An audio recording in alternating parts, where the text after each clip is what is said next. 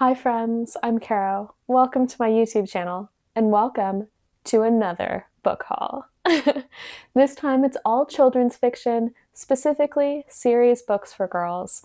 I've got 4 series that I want to share with you, so grab yourself a cuppa and let's get started. First of all, I wanted to thank everyone who has commented recently on my videos. But I wanted to let you know that it's taking me a little bit longer to reply to comments just because I've been posting videos every day. So it's like there's more comments, but I'm also like doing more work to produce the videos. And I want each and every one of you to feel appreciated and to know that like I'm so happy you're here. Like it's so nice. It's so nice. Yeah. And every comment is like this, like, I don't know, this little gift. Yeah. Anyway, so today we're talking about children's books. I have mentioned my friend Gina House before. We met for the first time on holiday just this past September when we were both on Prince Edward Island.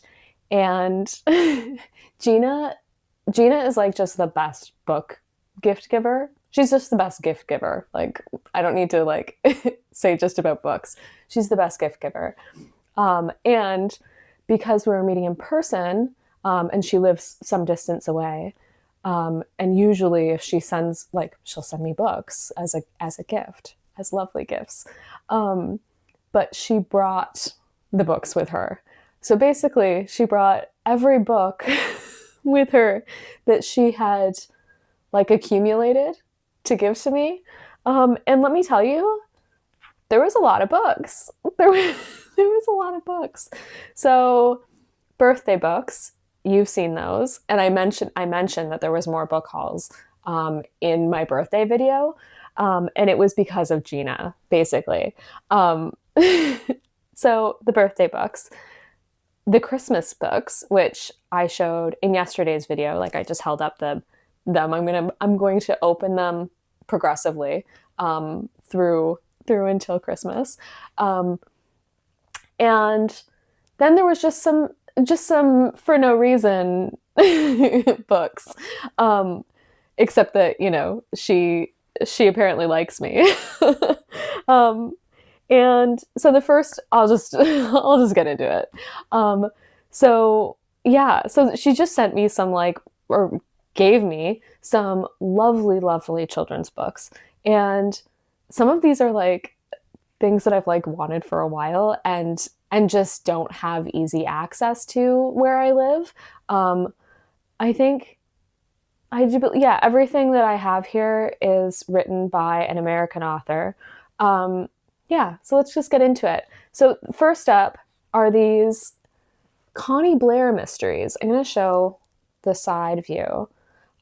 Because you might notice, if you're a Nancy Drew fan, that they are very similar to the Nancy Drews, except for, you know, obviously in color, but in like how they look with the what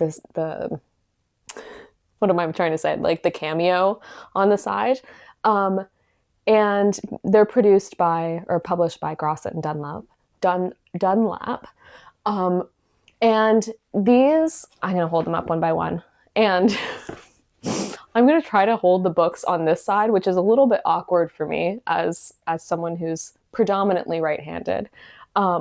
Because I've noticed that in some of my videos, just like from where I'm sitting in this room, it cuts off a little bit and like it looks lopsided. And maybe it's not annoying to watch, but it's annoying for me to edit. Like it looks so weird. It's like unbalanced. Anyway, so if you see me like going like this with books on either side, like I don't know what I'm doing, that's why. So the Connie Blair mysteries are written under the pseudonym Betsy Allan, and they're actually written by Betty Cavanagh. There we go, Betty Cavanagh. And Betty Cavanagh was born in 1909. She died in 2001, and she was born in Camden, New Jersey. And she wrote she wrote mostly what I would term children's books, but like teen romance, mysteries, and I think like younger children's books. But yeah, so this one's called The Clue in Blue, and then we've also got The Riddle in Red and Puzzle in Purple. The Connie Blair mysteries, there's 12 titles in all. I believe 11 of them Betty Cavanagh wrote, and I think number 12 an acquaintance or a friend of hers wrote. And I'll just hold up the first one so you have something other than my face to look at. Yeah, so Connie Blair is a teenage girl who gets a job modeling clothes in I believe it's a Philadelphia department store. She also from there gets a secretarial position in an advertising firm. And in time, like, she works her way up. So I haven't read these before, but I have been eyeing them for a while. And I know my friend Gina I don't know if she's read all of them, but she's working her way through them at the very least. And I think she has collected the ones with dust wrappers, and she had 3 that she was wanting to offload, and I was a willing acceptor of her, of her bookish goodies. Yeah, so I'm really excited to read these. I don't know what to expect. Yeah, and I grew up, we'll get to Nancy Drew actually in a second, but I grew up reading the Nancy Drew mystery stories and loved them so much. Like, they obviously weren't the first books that I read, but I think that they really harnessed my love of reading. I remember like vividly particular books and where I was reading them at the time, which is to me like so special because, so much of childhood, your childhood memories are lost, but I've got like these particular memories of reading the Nancy Drew books. Like, so I feel like they're like part of me. Yeah. So the next 3 books are part of the Dana Girls series. And these are later issues of the books. So I'll just read the titles. There's The Secret of the Minstrel's Guitar. That's book 5. The Haunted Lagoon. That's book 8. And Mystery of the Bamboo Bird. That's number 9. Now, I don't know if you can see this. It says, by Carolyn Keene, author of the Nancy Drew books. Well, the Nancy Drew books are written under a pseudonym, Carolyn Keene. So that's not entirely true. Although some of the same writers worked on the Dana Girls series as well as the Nancy Drew books. Yeah, which is exciting. The other thing I wanted to say is that, so I've got 5, 8, and 9 here. However, the books were reissued. Like, this is the second series. So they were published, and then there's, a certain number, and then they were reissued later, I believe in the 70s, I'm guessing. And then some of the titles had different numbers. So like, did I write that down? No, of course I didn't. But yeah, so each of these have a later number in the first run of books, which is very confusing. I'm not sure why they did that, but at least they kept the title the same. So you might not be able to trust, like, if you're ever shopping for them, it might be a little confusing as to which number it is in the earlier series. But you can trust that the title is going to be the same. I'm actually just going to grab the other Dana Girls books just so that you can see what the covers look like, because it might ring bells for people. Yeah, that's probably wasn't the best angle. Hopefully I can just snip that out, me leaning over. Yeah, so I've got a few of the other, I'll show you these series, because I think these are, again, like the covers that you probably, if you recognize them at all.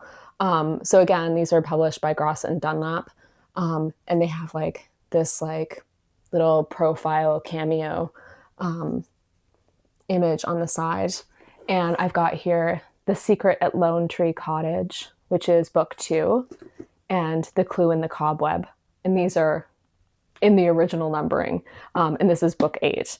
I also have, which, like, while we're here, I might as well show. I have this, I think it's from 1937, if I'm not, yeah, I'll just show it. It's The Circle of Footprints, and this is book 6, and it was originally published in 1937, sorry. And this is a first. This is a first edition. And yeah, I love it so much. I'm just gonna like show it to you, because I just think these covers are the best. And I'm gonna open up and show you this part too, without the dust wrapper on. Hopefully you can see that. And the end papers. I just think they're so beautiful. This is probably, like, I won't say one of my most precious books, but it's up there. Yeah, this was a gift from my husband a couple of anniversaries ago. He got me this and a first edition, like first edition, first printing, Nancy Drew, which, I mean, I just love them both so much. Editing Caro, dipping in. I've just realized that I failed to mention what the Dana Girls series is about. So Louise and Jean Dana are orphans. They live with their Aunt Harriet and Uncle Ned, who are brother and sister. And the girls attend Starhurst, I believe it's called Starhurst Academy School. And for school-age children, they have a lot of independence and they solve mysteries. And that is about all you need to know. Now, back to your regularly scheduled program. So the next ones are all Nancy Drew. Speaking of, I'm going to put them in order. The Password to Larkspur Lane, The Clue of the Broken Locket,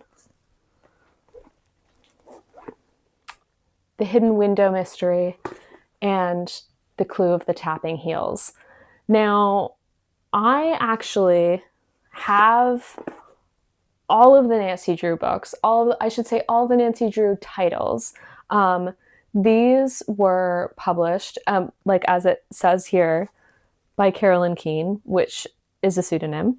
And where was I going with that? Oh, yeah, so these are interesting because there's 56 titles, but books 1 to 35, it might be 34. I always get this mixed up. Yeah, so books 1 to, let's say it's 35, all were reissued. They were revised and shortened. So they were kind of abridged. Things were changed. So there's actually 2 editions or 2 versions of some of the titles.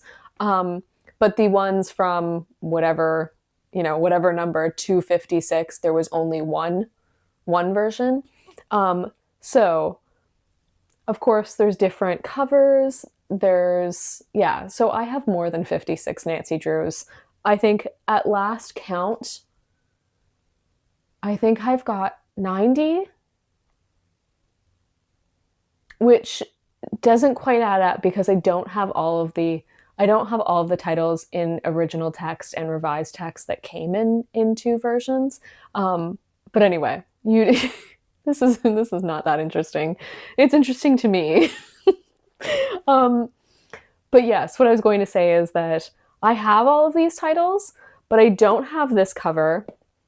And I also don't have, actually I have this in something without a cover, like without a, it's like the dust wrapper version, but I don't have the dust wrapper. And then I also have this one, but in a different edition. And very excitingly, Gina has given me an older edition of this because the one I had has like a yellow stripe across the top. And this is a book that I actually showed in my first video. And I showed my childhood copy, which is a smidge dirty, which is a smidge dirty because it was so well loved and I read it and reread it. So it's really nice to have a copy that doesn't look like it still has like my childhood hand oils on it. Yeah, so I'm so excited to have all of those.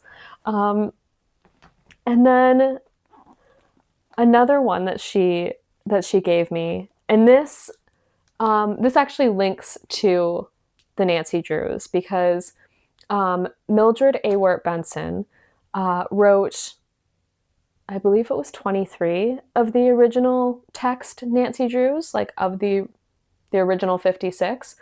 And she also wrote, I believe it's 135, like, I shouldn't say she also wrote. She wrote a total of 135 books over the course of her life.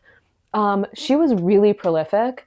She worked as a reporter, and she was born in 1905. She died in 2002, and she was born in, sorry, I should check this. Ladora?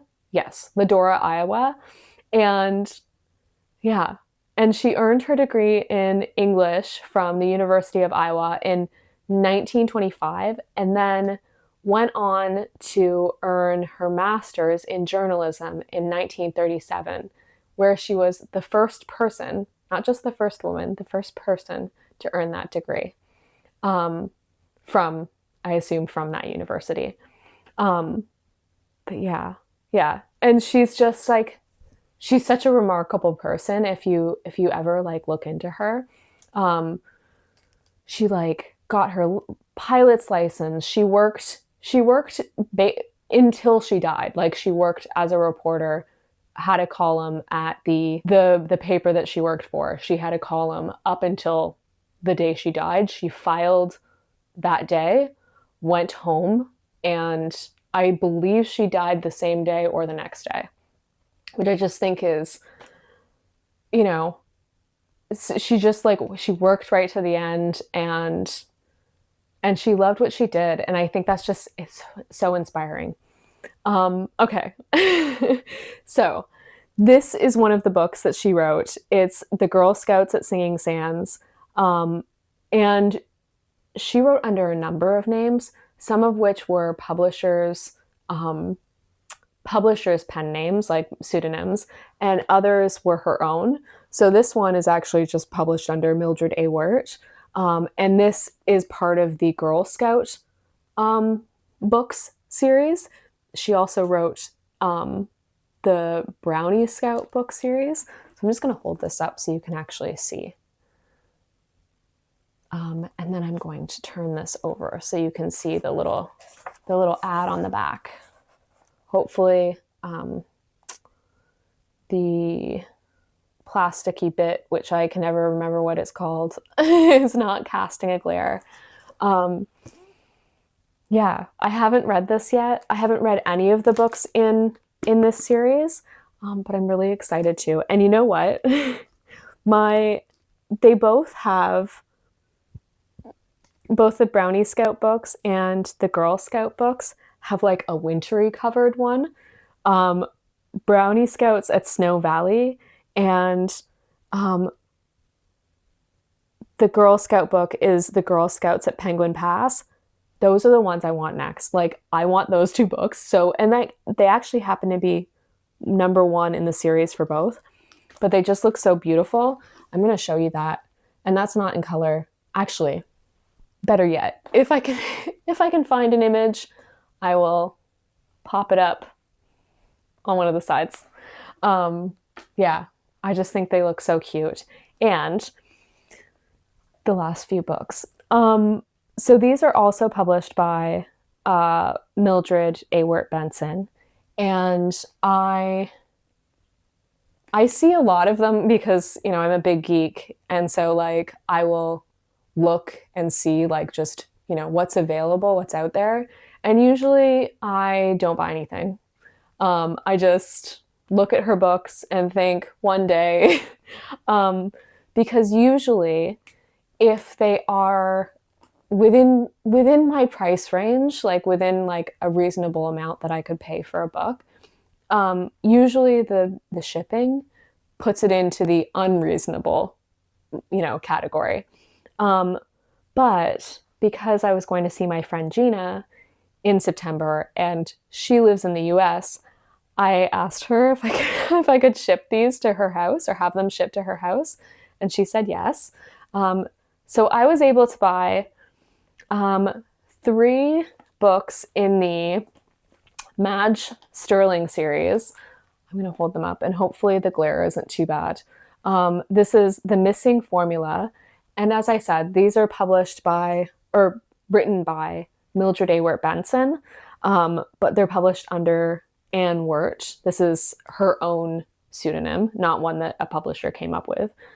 So The Missing Formula, and then we've got The Deserted Yacht and The Secret of the Sundial. This one in particular, I had my eye on for ages, because I loved the cover so much, and I was like, I bet that's great. I bet that's so good. And can I tell you, at one point, I almost bought a copy of this, and it would have cost more than all 3 of these books did. So I'm so happy I waited. And I think that, like, it's a really good reminder. I'm saying this because I think it's a really good reminder that, like, sometimes when you're shopping for secondhand books, especially like if they're vintage or rare, and when you find something, it can be like, oh, I have to get this one. Like I have to, whatever, like I know it's a little expensive or whatever. And you end up spending more on it when it's like, there's more books out there. Like unless something is extremely rare, like I feel like, you know, taking a step and being like, this is not the last book. This is not the last time I'm going to see this book. And like having confidence that like, you know, being like, I don't need to pay that much. I can wait. And I mean, that's not always going to be the case, right? But yeah, I think it bears remembering because I was so tempted to buy this. And I'm so happy I didn't because as I said, it cost more than all 3 of these and it had a rip on the dust wrapper. Yeah. So I'm so excited for these. They, you know what? I've just realized something I didn't talk about, like what Nancy Drew is, in case I will try to remember to do that at the end. So these are about Madge Sterling. I'm just going to read like the little blurb. The blurb in the front of each of these is the same, which makes me think like maybe it's a like through line mystery, like that they're all connected. I'm not sure about that, but it's just what I'm thinking because as I said, like this bit is the same for all of them. Madge Sterling is an out of doors girl with a keen, alert mind who finds her talent for solving baffling mysteries put to the test. Aided by Jack French, a young forest ranger, Madge and her orphan friend, there's always got to be an orphan friend, her orphan friend, Anne Faraday, trace down many a hidden clue in their search for a valuable formula which has been cunningly secreted by a famous chemist. Each story in the Madge Sterling series is an exciting tale of adventure and mystery. And I cannot wait. And I can't wait. And this one has, do they all have that? No, just this one. It has an inscription. Someone gifted it to Ruth from Aunt Rose on September 1938. I love that. I always love finding inscriptions in vintage books. Yeah, and I think these were all, as far as I'm aware, there was only one print run of these, I think. But they were published in 1932, and yeah, and I'm so excited. I have a little collection of Mildred A. Wirt Benson books, and I discovered her based on Nancy Drew, my love of Nancy Drew, and she is often credited with being like, you know, the originator of Nancy Drew, because she wrote the first books, and Edward Stratemeyer of the Stratemeyer Syndicate, he picked a young Mildred A. Wirt Benson to write them. And yeah, so in a sense, like, you know, she was like the creator in some ways. With Edward Stratemeyer's, like, he would write like the concepts for these books. In some cases, he would write like the whole, like the summary, like the plot summary, and then have a ghostwriter write it, because the Stratemeyer Syndicate was like pumping out books for children. But yes, Nancy Drew is a girl detective. In the original text books, she is 16 years old. She lives in River Heights with her father, Carson Drew, who is an eminent lawyer. And her mother died when she was, I want to say in those books, her mother died when she was 10, but that might be incorrect. I know that in the revised textbooks, she is 18 years old and her mother died when she was 2, so she has like no memory of her. But yeah, and she solves mysteries. She's a girl detective, and yeah, they're really fun. I think that the original textbooks that Mildred A. Wirt Benson wrote are the best versions, the best ones, because Nancy is like, she's got such a strong personality. She's got a forceful nature, and she really has like agency in her own life. And that means that sometimes like Nancy makes bad decisions, and, you know, and is like not entirely respectful of authority, which I think is more realistic and also more exciting and also more inspiring. But the revised text Nancy's, I believe they first started in 1959.